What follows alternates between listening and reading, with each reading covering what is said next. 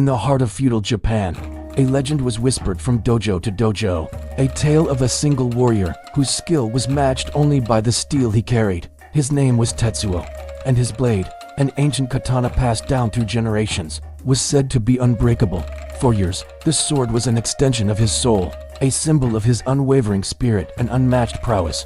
It had tasted victory in countless duels, its edges sharp as the day it was forged. Tetsuo and his blade were one, a perfect union of man and weapon, a force of nature on the battlefield. But legends, like steel, can be tested. A shadow emerged from the east, a rival samurai named Kato.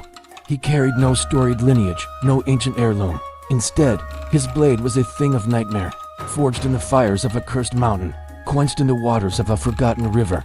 It was said the sword itself held a malevolent will, a hunger for destruction. The air grew heavy when Kato drew his weapon, the steel shimmering with an unnatural, dark energy. Their fateful duel was inevitable, a clash of legacy and ambition, of sacred tradition and dark power.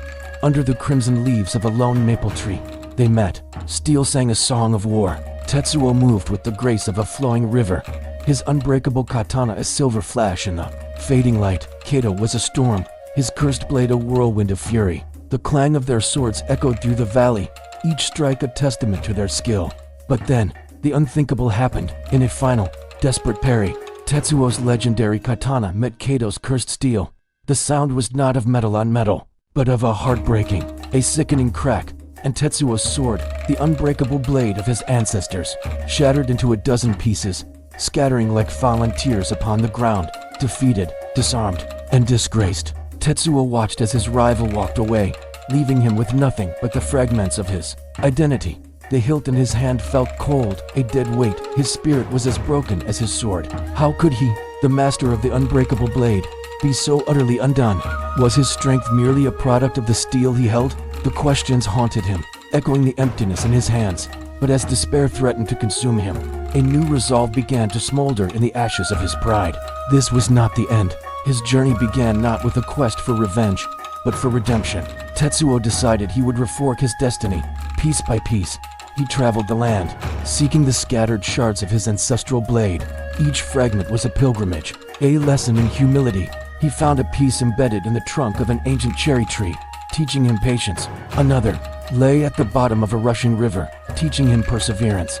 He traded his fine silks for a commoner's robes, worked with his hands, and learned from blacksmiths, monks, and farmers. He discovered that a sword was just a tool, and that its true power came from the hand that wielded it. He was slowly reforging himself. His path eventually led him to the same cursed mountain where his rival's blade was born. It was here, in the heart of the fire, that he would face his final test. Kato was waiting, his dark blade pulsing with power. But the Tetsuo who stood before him now was not the same man. He carried no legendary weapon, only the lessons of his journey and the quiet confidence of a man who had found his center. He knew that true strength wasn't in the steel you carry, but in the spirit that guides it. The unbreakable force was never the sword, it was the samurai himself. His destiny was not to wield a perfect blade, but to become one.